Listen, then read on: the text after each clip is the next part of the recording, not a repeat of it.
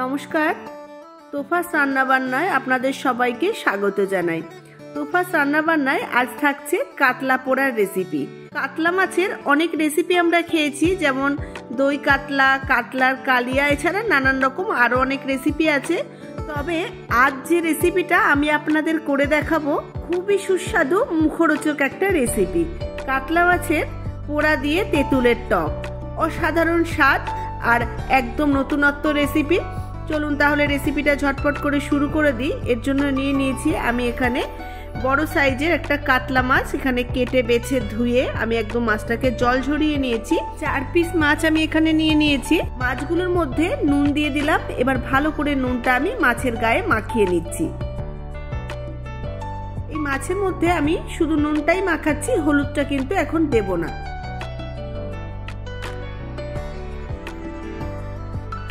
ভালো করে মাছের নুনটা মাখিয়ে নেওয়া হয়ে গেছে। এটাকে এবার একটু সাইডে সরিয়ে রাখছি। এবার আমি একটা বাটি নিয়ে নিয়েছি, আর এই বাটির মধ্যে দিয়ে দিচ্ছি অল্প একটু তেঁতুল। তেঁতুলটাকে আমি একটু জলে ভিজিয়ে রাখছি। এরপর গ্যাস অন করে দিয়েছি, আর গ্যাসের উপরে একটা স্ট্যান্ড বসিয়ে মাছের পিসগুলোকে স্ট্যান্ডের উপরে সাজিয়ে দিচ্ছি। মাছগুলোকে সাজিয়ে দেওয়ার পর গ্যাসের ফ্লেমটাকে একটু বাড়িয়ে দিয়ে উল্টে পাল্টে আমি মাছটাকে একটু পুড়িয়ে নেব। 1-1.5 মিনিট পর আমি মাছগুলোকে আস্তে আস্তে খুন্তি দিয়ে একটু সাবধানে উল্টে দিচ্ছি। মাছগুলো যখনই পুড়ে সিদ্ধ হতে শুরু করবে তখনই দেখবেন মাছের কালারটা চেঞ্জ হয়ে সাদা হয়ে যাচ্ছে। তবে এই মাছগুলোকে যদি কাঠের উনুনে পুড়িয়ে নেওয়া যায় তাহলে আরো বেশি ভালো হয়।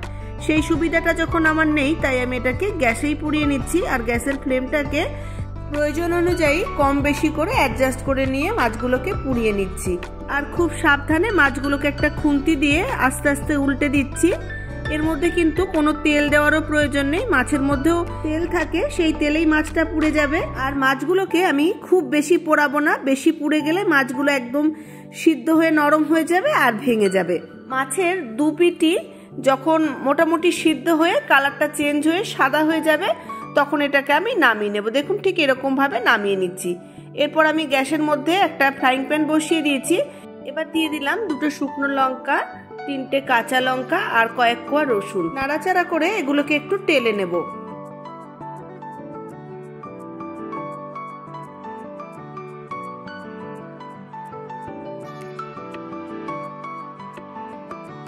নাড়াচাড়া করতে করতে রসুন আর লঙ্কার গায়ে যখন হালকা কালো কালো স্পট হতে শুরু করেছে তখন এর মধ্যে আমি দিয়ে দিলাম 1/2 চা চামচ গোলমরিচ আর 1 চা চামচ গোটা জিরে।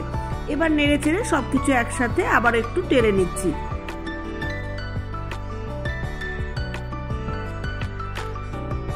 এখন জিরে আর গোলমরিচটাও বেশ ভাজা ভাজা হয়ে গেছে। এবার এটাকে নামিয়ে নিলাম আর ঠান্ডা করে নিয়ে একটা মিক্সির জারের মধ্যে দিয়ে এটাকে আমি পেস্ট করে নিচ্ছি। মশলাটা বাটার সময় আমি অল্প একটু জল দিয়ে বেটে নিয়েছি। বাটা মশলাটাকে এবার একটা বাটির মধ্যে ঢেলে নিলাম আর দিয়ে দিচ্ছি এর মধ্যে 1 চা চামচ ধনে গুঁড়ো, 1/2 চা চামচ হলুদ গুঁড়ো। আবারও মিক্সির বাটি ধুয়ে সামান্য একটু জল দিয়ে মশলাগুলো একসাথে গুলে নিলাম। আপনারা যদি একটু ঝাল বেশি বা তরকারিতে একটু কালার আনতে চান তাহলে শুকনো লঙ্কার গুঁড়ো এর মধ্যে একটু দিয়ে গুলে নিতে পারেন। মশলাগুলোকে টেলে নিয়ে বাটার ফলে দারুণ সুন্দর এখনই একটা গন্ধ পাওয়া যাচ্ছে। আর তেঁতুলটাও ভিজে গেছে। আমি তেঁতুলটাকে একটু চটকিয়ে তেঁতুলের কাঠটাকে বার করে নিচ্ছি।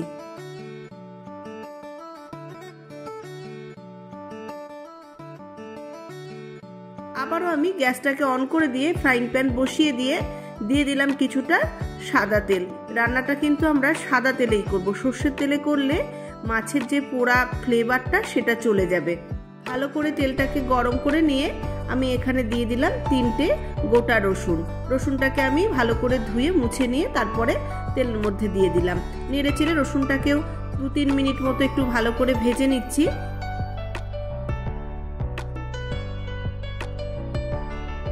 রসুনগুলো বেশ ভালো করে ভাজা হয়ে গেলে এর মধ্যে আমি দিয়ে দিচ্ছি একটা বড় সাইজের কুচনো পেঁয়াজ।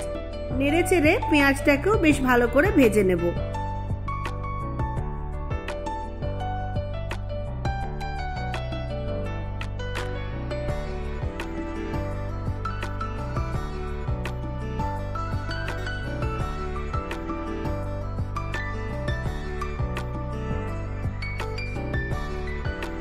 পেঁয়াজগুলো যখন বেশ লাল লাল করে ভাজা হয়ে যাবে তখন আমি এর মধ্যে আগে থেকে যে মশলাটা জলে গুলে রেডি করে রেখেছিলাম সেই মশলাটাকে দিয়ে দিলাম।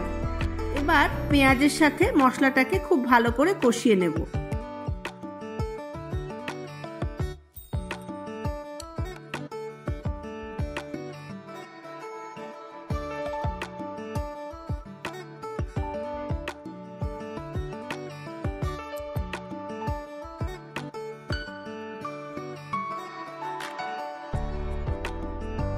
মশলা কষাতে কষাতেই অসাধারণ একটা ফ্লেভার পাওয়া যাচ্ছে।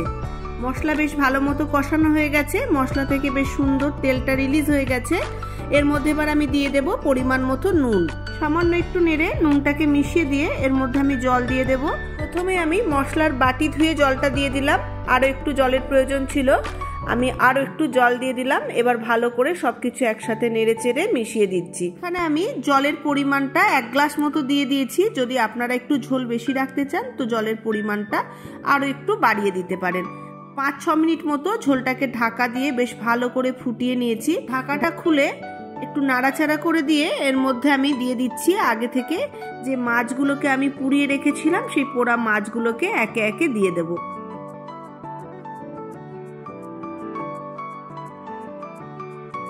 এবার আমি একটা ঢাকা দিয়ে গ্যাসের ফ্লেমটাকে একটু মিডিয়ামে রেখে 3-4 মিনিট মতো মাছগুলোকে সিদ্ধ হতে দেব।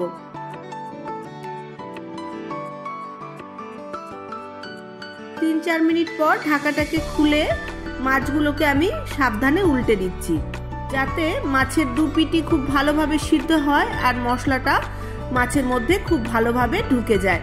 সব মাছগুলো উল্টে দেওয়া হয়ে গেছে। আবারও ঢাকা দিয়ে 3-4 মিনিট মতো ফুটিয়ে নেব। আবারও 3-4 মিনিট সিদ্ধ করে নেওয়া হয়ে গেছে। ঢাকাটাকে খুলে নিয়েছি আর মাছগুলো খুব ভালোভাবে সিদ্ধ হয়ে গেছে আর ঝোলটাও কিন্তু বেশ খানিকটা কমে গেছে। এবার এর মধ্যে তেঁতুলের যে পাল্পটা ছিল সেটা দিয়ে দিলাম।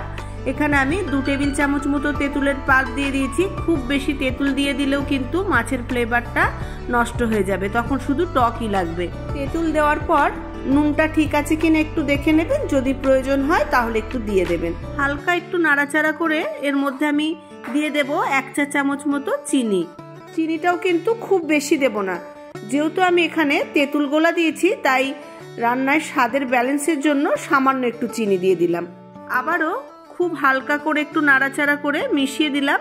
আবারও ঢাকা দিয়ে গ্যাসের ফ্লেমটাকে একটু লোতে রেখে 2-3 মিনিট মতো রান্না হতে দেব। এবার ঢাকাটাকে খুলে উপর থেকে দিয়ে দিচ্ছি কিছুটা কুচনো ধনেপাতা। আবারও ঢাকা দিয়ে দেবো আর গ্যাসের ফ্লেমটাকে একদম লোতে করে দিয়ে 2 মিনিট মতো রান্না হওয়ার পর গ্যাসটাকে অফ করে দিয়ে 2-4 মিনিট স্ট্যান্ডিং টাইমে রেখে নামিয়ে নিলেই রেডি হয়ে যাবে কাতলা পোড়ার তেঁতুলের টক। অসাধারণ ফ্লেভার আর অসাধারণ স্বাদ, গরম ভাতের সাথে খেতে কিন্তু অসাধারণ লাগে। তো বন্ধুরা, এই রেসিপিটা আপনারা অবশ্যই একবার ট্রাই করবেন, আশা করি আপনাদেরও ভীষণই ভালো লাগবে। আর রেসিপিটা ভালো লাগলে আমাকে কমেন্ট করে জানাতে ভুলবেন না। ভালো লাগলে একটা লাইক করবেন, সকলের সঙ্গে শেয়ার করবেন, আর নতুন বন্ধু হয়ে থাকলে চ্যানেলটাকে সাবস্ক্রাইব করে আমার পাশে থাকার অনুরোধ রইল, যাতে নিত্য নতুন রেসিপি আপনাদের কাছে খুব সহজে পৌঁছে দিতে পারি। আপনারা সকলে খুব ভালো থাকবেন, সুস্থ থাকবেন আর আনন্দে থাকবেন। দেখা হবে খুব শীঘ্রই নতুন আর একটা রেসিপি নিয়ে। ধন্যবাদ।